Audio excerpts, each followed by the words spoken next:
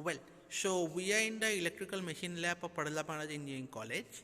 So we are here to perform the block rotor and no load test of a 3-phase induction motor. So you could see this is basically the induction motor which is there.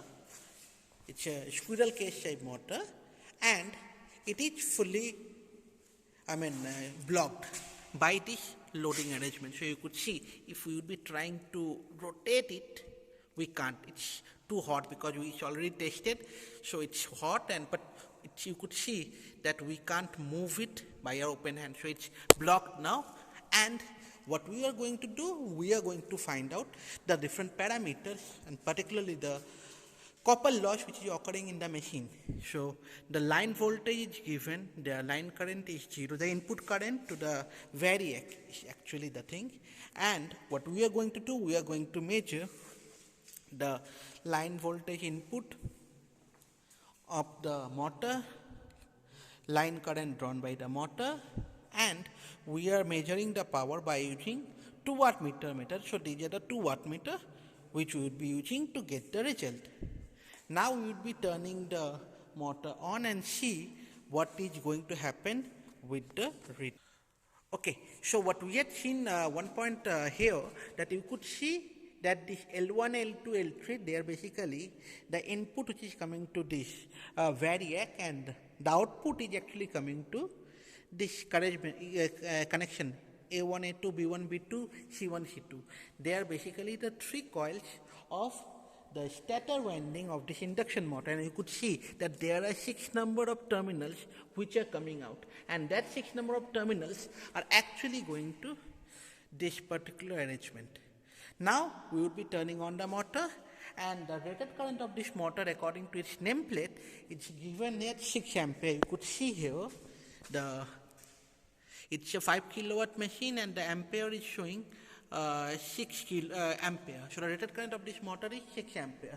So while performing this block rotor test, we have to focus on that the ampere reading of this ammeter should not exceed 6 ampere. Now we will be turning on the motor and see what is going to happen. Let's start. So we are applying some voltage, you could see there. Gradually we are increasing the voltage and see the current is increasing. We would be keeping on increasing the current so that it is going to be a 6 ampere. So it would be now moving very slowly, a bit more. Yeah, approximately you could see it's a little bit more be required.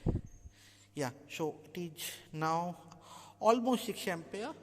So you could see the corresponding voltage reading will be this one, and you could see one wattmeter is giving some value and another wattmeter is not giving any value. So one wattmeter reading would be 0, another wattmeter reading would be this one. So this is what, and you could see that the motor is not at all moving. So it is basically the block rotor test of a 3-phase induction motor. Well, so we would be now starting the no load condition of an induction motor. We are gradually increasing the voltage, you could see there. Now you could see the initial deflection of this ammeter. This is basically due to the high starting current that is actually being drawn there. And you could see that this wattmeter is giving the value in the negative direction. So what we need to do, we need to simply change the terminals of the current coil and the potential coil. And what we have to do, that we have to go to the applied voltage that should be approximately equal to this 415 volt, or we would be considering the 400 volt as the standard voltage. So we would be now interchanging the terminals of the CC and PC of this wattmeter because it is giving the negative value. Okay, so we had interchanged the terminal, so you could see that initially the current is going to be a very high value, then it is falling down. It is primarily due to the starting current, and now we would be increasing the voltage so that it would be going approximately equal to 400 volt. So we would be increasing the voltage further. We will be moving a bit further more. A bit more, yeah. So approximately it's the 400 volt that is being applied here. The current you could see we are having something like 1.7 or something like that one. And now see, this wattmeter is showing some positive value, and this wattmeter is also showing some positive value.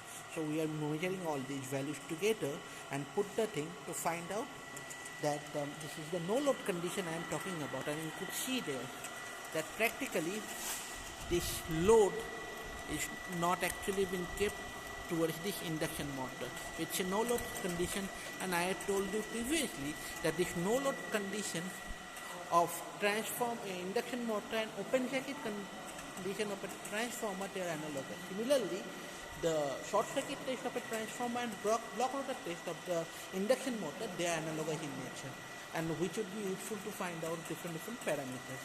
The theory is already being discussed with you. So this is all about the experiment. We would be sharing the readings. So I'm stopping here. Thank you. Have a nice day.